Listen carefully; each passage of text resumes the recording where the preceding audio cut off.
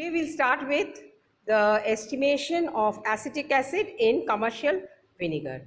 The process involves two titration.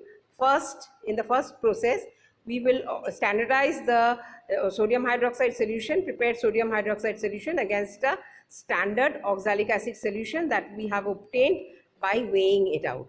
Both the sodium hydroxide solution and the oxalic acid solution, they are of the order N by 20. This will be, after standardizing the sodium hydroxide solution, we will then titrate the sodium hydroxide, standardized sodium hydroxide solution against the vinegar solution, and given vinegar solution from which we'll estimate the amount of acetic acid that is present in the supplied vinegar solution. The end point at the indicator used over here is phenolphthalein, and the end point you will see the color from the colorless solution. You will get a faint pink color. You will have to maintain the same type of color for both the titrations. Nearly the same, exactly you will not get the same, but you will get nearly the same type of color. For this, at the end point, you will have the vinegar, the acetic acid in the vinegar will be neutralized by the sodium hydroxide, and the end point will be, because of the sodium acetate that is being formed, that will react with water, which is a strong base, will react with water to liberate OH minus ions, and at the end point you will see obviously the appearance of pink color. Now SK madam has started with the first titration, that is standardization of the prepared sodium hydroxide solution against a standard oxalic acid solution.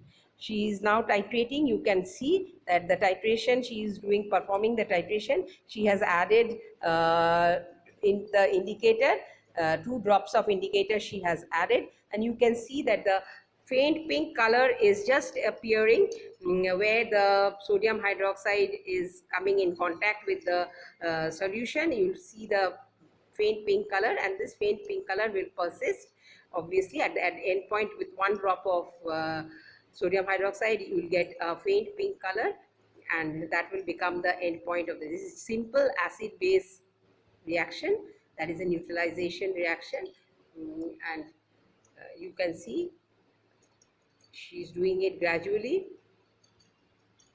She has pipetted out 25 ml of oxalic acid in the conical, and from the burette you are adding sodium hydroxide, because in both the cases you will have to use sodium hydroxide. So sodium hydroxide is taken preferentially in the burette, and you have titrated. She has pipetted out 25 ml of oxalic acid, standard oxalic acid solution, and now she is titrating it against the sodium hydroxide solution which has been taken in the burette.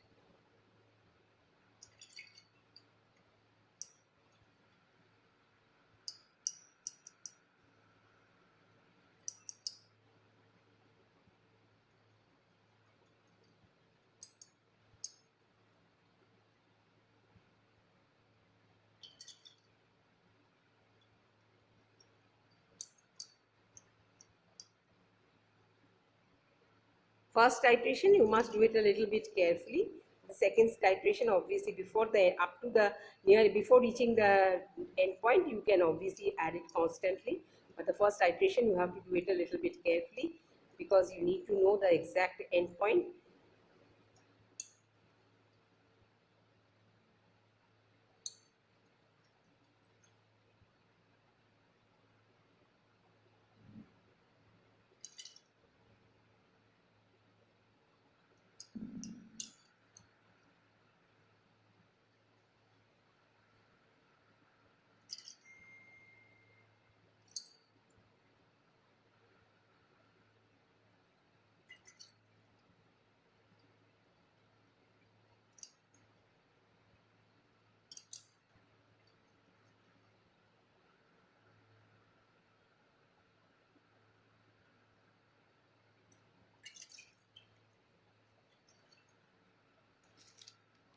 You can see the coloration has come. The coloration has come. You can see there's a faint pink color. She'll add just another drop, just to tell you that how the color.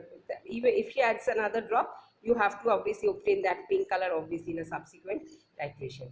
And you can see now the pink color.